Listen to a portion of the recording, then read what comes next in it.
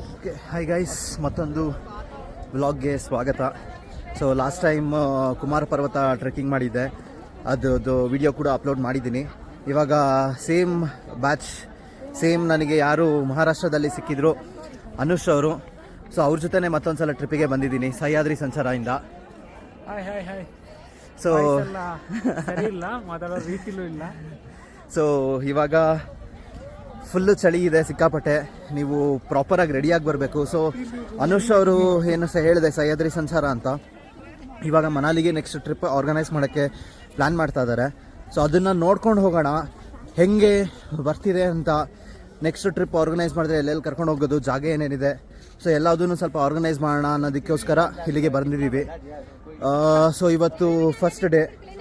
So ನಮ್ಮದು ಹೆಂಗೆ ಇತ್ತು ಜರ್ನಿ ಅಂದರೆ, ಬ್ಯಾಂಗ್ಳೂರ್ ಟು ಡೆಲ್ಲಿ ಫ್ಲೈಟಲ್ಲಿ ಬಂದು ಡೆಲ್ಲಿ ಸ್ವಲ್ಪ ದಿನ ಸುತ್ತಾಡಿ ಆಮೇಲೆ ಮತ್ತೆ ಡೆಲ್ಲಿಯಿಂದ ಇಲ್ಲಿಗೆ ಬಸ್ಸಲ್ಲಿ ಬಂದಿರೋದು.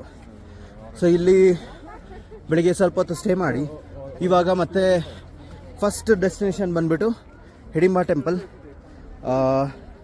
ಸೊ ಅದರದ್ದು ದರ್ಶನ ಆಯಿತು. ಇವಾಗ ನೆಕ್ಸ್ಟು ನೋಡಬೇಕು ಇವಾಗ ನೆಕ್ಸ್ಟ್ ಡೆಸ್ಟಿನೇಷನ್ ಎಲ್ಲಿ ಅಂತ.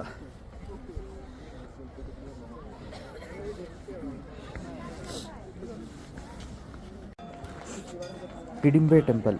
ಸೊ ಈ ಟೆಂಪಲಿನ ಹಿಸ್ಟ್ರಿ ಏನಂದರೆ, ಇಲ್ಲಿನ ರಾಕ್ಷಸಿ ಹಿಡಿಂಬೆ, ಇವರಿಗೆ ಒಬ್ಬ ಸಹೋದರ ಇರ್ತಾನೆ ಹಿಡಿಂಬ ಅಂತ. ಸೊ ಇಲ್ಲಿನ ಊರಿನ ಜನರು ತುಂಬ ಹೆದರ್ತಾ ಇರ್ತಾರೆ ಇವ್ರ ಕಂಡ್ರೆ. ಸೊ ಹಿಡಿಂಬೆ ಒಂದ್ಸಲ ಎಲ್ಲರಿಗೂ ಒಂದು ಚಾಲೆಂಜ್ ಕೊಡ್ತಾರೆ, ಯಾರು ನನ್ನ ತಮ್ಮನ್ನ ಸಹೋದರನನ್ನು ಸೋಲಿಸ್ತಾರೋ ಅವ್ರನ್ನ ಮದುವೆ ಆಗ್ತೀನಿ ಅಂತ. ಸೊ ಪಾಂಡವರು ಇಲ್ಲಿ ವನವಾಸಕ್ಕೆ ಅಂತ ಬಂದಾಗ ಅದರಲ್ಲಿ ಭೀಮ ಸೊ ಇದನ್ನು ಒಪ್ಕೊಂಡ್ಬಿಟ್ಟು ತಮ್ಮನ್ನು ಸೋಲಿಸ್ತಾರೆ, ಹಾಗೆ ಹಿಡಿಂಬೆನ ಮದುವೆ ಆಗ್ತಾರೆ. ಸೊ ಇವರಿಗೆ ಹುಟ್ಟ ಮಗುನೇ ಘಟೋತ್ಕಚ. ಸೊ ಈ ಟೆಂಪಲ್ ಆರ್ಕಿಟೆಕ್ಚರ್ ಬಂದ್ಬಿಟ್ಟು ತುಂಬ ಚೆನ್ನಾಗಿದೆ. ಸೊ ಎಲ್ಲರೂ ಒಂದ್ಸಲ ವಿಸಿಟ್ ಮಾಡಬೇಕು. ಇದೊಂಥರ ಗುಹೆಯಲ್ಲಿ ಮಾಡಿರೋಂತಹ ಟೆಂಪಲ್ಲು, ಎಲ್ಲರೂ ಖಂಡಿತ ಒಂದ್ಸಲ ವಿಸಿಟ್ ಮಾಡಿ.